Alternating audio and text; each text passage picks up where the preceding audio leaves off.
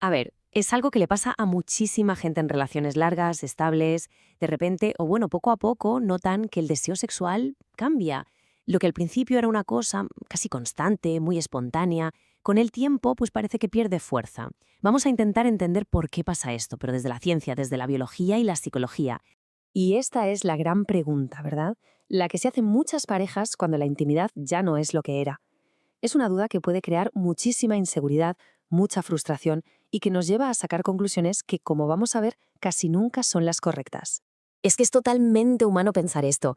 Son los miedos más típicos que surgen cuando notamos ese cambio. Es muy fácil asociar esa falta de ganas con una falta de amor o pensar que ya no hay atracción, pero en realidad la historia es bastante más compleja. Y aquí está la clave de todo el asunto. Este cambio en el deseo casi nunca es una decisión consciente. No es que alguien diga, venga, a partir de hoy voy a tener menos ganas. No, no. Las causas suelen estar en procesos de nuestro cerebro y en factores de nuestro día a día que nos afectan mucho más de lo que creemos.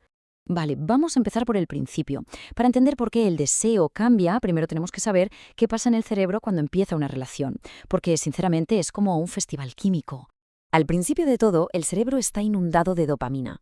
Este neurotransmisor es el culpable, en el buen sentido, de esa euforia, de no poder dejar de pensar en la otra persona, de que la atracción sea tan brutal.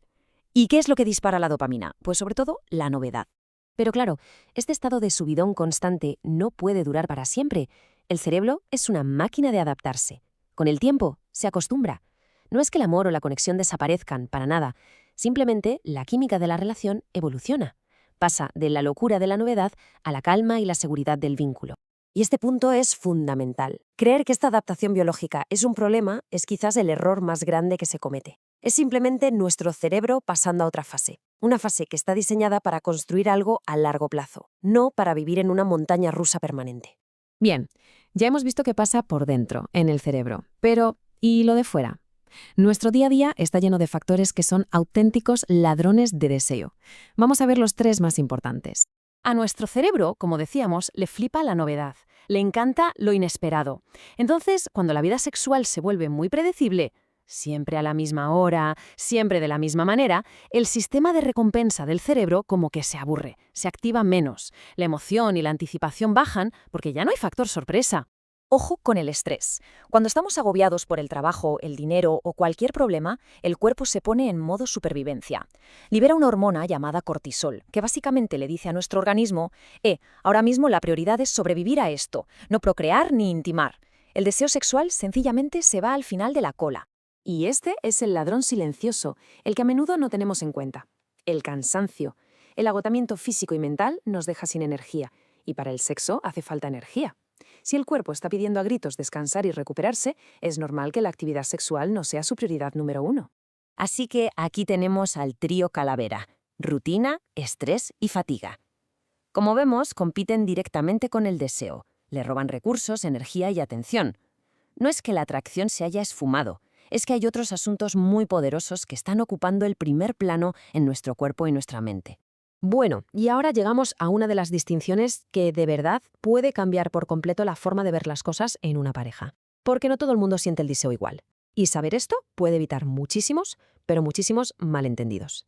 A ver, el deseo espontáneo es ese que aparece de la nada. ¡Pum! De repente apetece. En cambio, el reactivo es el que necesita un empujoncito para arrancar. Es decir, una persona puede que de entrada no tenga ganas, pero a medida que hay caricias, besos, un ambiente íntimo, el deseo se despierta y va creciendo. Y esto es clave. En las relaciones largas, el deseo reactivo es mucho más habitual. Y aquí es donde suele estar el lío. Si una persona tiene un deseo más espontáneo y espera a que su pareja funcione igual, puede pensar que la falta de iniciativa es desinterés. Pero a lo mejor la otra persona simplemente tiene un deseo más reactivo y lo que necesita es el estímulo adecuado para que se active. No es falta de interés, es un mecanismo diferente. Como estamos viendo, el deseo es un fenómeno súper complejo, con un montón de capas. No es tan simple como te apetece o no te apetece. Hay muchísimos otros factores que están ahí jugando su papel. La manera en la que nos comunicamos, si hay rencores o conflictos sin resolver, cómo está la conexión emocional en general. Y por supuesto, la salud, las hormonas, algunos medicamentos, hasta el ejercicio físico. Todo esto forma un ecosistema que afecta directamente a la libido. Ignorar estas piezas es quedarse con una foto muy incompleta de la situación. Entonces, ¿con qué nos quedamos? Pues con que no se trata de arreglar a nadie ni de buscar culpables. Se trata de reinterpretar lo que pasa, de aceptar que la biología cambia y es normal, de entender que hay dos formas de sentir deseo, de mimar la conexión emocional y, sobre todo, de poder hablar de esto sin presiones. Y yo creo que esta frase lo resume a la perfección. El cambio en el deseo sexual casi nunca es una historia simple de me quiere o no me quiere. Es una historia mucho más compleja que mezcla biología, psicología y las circunstancias de la vida. Y entender esa historia es el primer paso y el más importante para poder gestionarla sin miedos y sin culpas.